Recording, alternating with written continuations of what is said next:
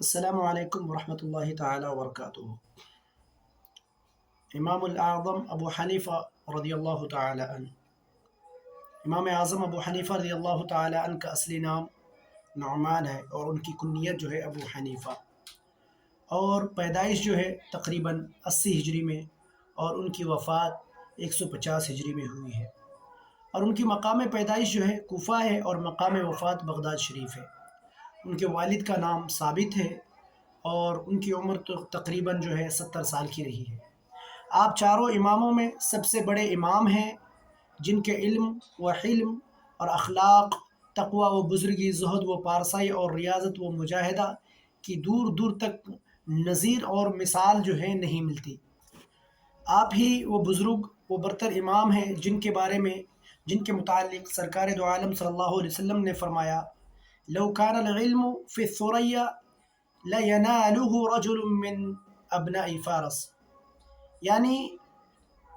کہ اگر علم ثریا کے پاس ہوگا تو اس کو ایک فارسی آدمی جو ہے وہاں تک جا کر یا وہاں سے بھی اس علم کو جو ہے حاصل کر لے گا۔ ائمہ اکرام نے فرمایا کہ سرکار امام اعظم ہی ہیں، کہ سرکار کا جو یعنی سرکار دو عالم صلی اللہ علیہ وسلم کا جو یہ فرمان ہے کہ لو کان العلم فی الثریا لینالہ رجل من ابناء فارس، یہ جو حدیث پاک ہے اس سے مراد اکثر علماء اکرام فرماتے ہیں کہ اس سے مراد جو ہے امام اعظم رضی اللہ تعالی عنہ ہی ہے، کیونکہ فارس میں ان کے مثل کوئی پیدا ہی نہیں ہوا اب تک۔ آپ ہی وہ بزرگ ہیں، آپ ہی وہ امام ہیں جنہوں نے ابواب فقہ کو سب سے پہلے بار جو ہے مرتب کیا، اور آپ ہی کی متعدد جو ہے صحابہ اکرام رضوان اللہ علیہم اجمعین سے ملاقات ہوئی ہے، لہذا آپ تابعی بھی ہیں، بڑے تابعین میں شمار ہوتے ہیں۔ اس کے علاوہ جو ہیں آپ کے فضائل و مناقب کو بہت سارے اکابر علماء اکرام، ائمہ و مجتہدین محدثین نے بیان فرمایا ہے۔ چنانچہ سیدنا امام شافعی رضی اللہ تعالی عنہ ارشاد فرماتے ہیں کہ آپ بہت ہی بڑے عقل مند اور صاحب فہم تھے۔ سیدنا سفیان ثوری علیہ الرحمہ فرماتے ہیں کہ آپ وہ عظیم ترین امام ہیں جنہوں نے 4000 سے زائد اساتذہ کرام سے علم حدیث پاک سیکھا۔ آپ کی عبادت کا عالم یہ تھا کہ نصف اللیل یعنی آدھی رات تک عبادت و ریاضت کرتے تھے۔ ایک دن کہا گیا کہ امام صاحب تو پوری رات عبادت کرتے ہیں،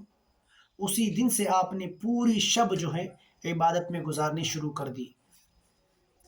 اور آپ جو ہے اللہ عز و جل کے خوف سے اس قدر رویا کرتے تھے کہ آپ کے آنسوؤں کی گرنے کی وجہ سے چٹائیوں سے جو ہے آوازیں آتی تھی۔ آپ اہل علم کی جو ہے بڑی زیادہ عزت اور تکریم کیا کرتے تھے۔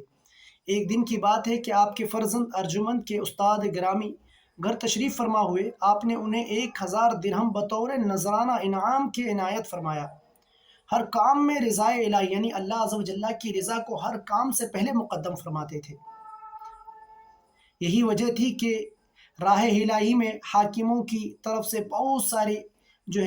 بہت سارے آفر ملے، دیے گئے ان کو، بہت سارے حاکموں نے کہا آپ قاضی القضات بن جائے، آپ اس منصب کو سنبھالیں، لیکن امام اعظم رضی اللہ تعالی عنہ نے ان تمام کو انکار کیا، اور اس انکار کی وجہ سے بہت ساری مصیبتیں اور پریشانیاں جو ہے برداشت کرنی پڑی۔ ایک دفعہ عراقی خلیفہ یزید بن عمر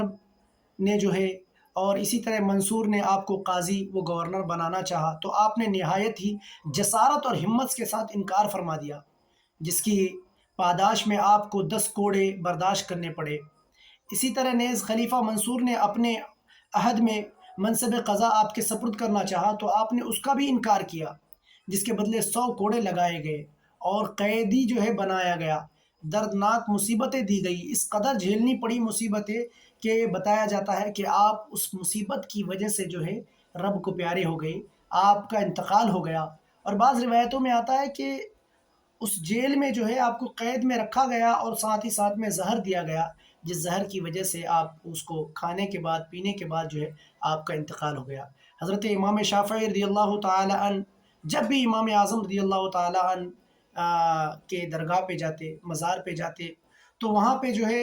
پہ امام اعظم رضی اللہ تعالیٰ عنہ کے درگاہ کے پاس جو مسجد ہوتی تھی، وہاں پہ وہ نوافل نمازیں ادا کرتے تھے، اور وہ بھی امام اعظم کے طور و طریقے پر، امام اعظم کے مسلک کے مطابق۔ اتنی محبت تھی۔ امام شافعی رضی اللہ تعالیٰ عنہ فرماتے ہیں کہ اگر کسی کو علم دین اور فقہ میں اگر عبور حاصل کرنا ہے تو وہ امام اعظم رضی اللہ تعالیٰ عنہ کو فالو کرے، وہ امام اعظم رضی اللہ تعالیٰ عنہ کے طریقے پر چلے۔ حضرات محترم، ہمیں بھی چاہیے کہ ہم امام اعظم رضی اللہ تعالیٰ عنہ کو پڑھیں، سمجھیں اور ان کی خدمات کی سراہنا کریں، اور ہم جو ہے ان کے طریقے پر، جس طریقے کو امام اعظم ابو حنیفہ رضی اللہ تعالیٰ عنہ نے اور ان کے شاگردوں نے ہم تک پہنچایا ہے، ہم اس طریقے پر اچھی طرح فالو کرنے کی، پیروی کرنے کی کوشش کریں۔ حضرات محترم، کوشش کریں کہ اللہ عز و جل جو ہے اس مہینے کو، یعنی شعبان کے مہینے کو ہم تمام کے لیے مبارک کرے، اور اللہ عز و جل ہم تمام کو رمضان کا مہینہ نصیب عطا فرمائے، اور رمضان میں اور اس شعبان میں دونوں مہینوں میں بے شمار عبادتیں، ریاضتیں کرنے کی توفیق و رفیق عطا فرمائے۔ وآخر دعوانا الحمدللہ رب العالمین۔ السلام علیکم ورحمۃ اللہ تعالی وبرکاتہ۔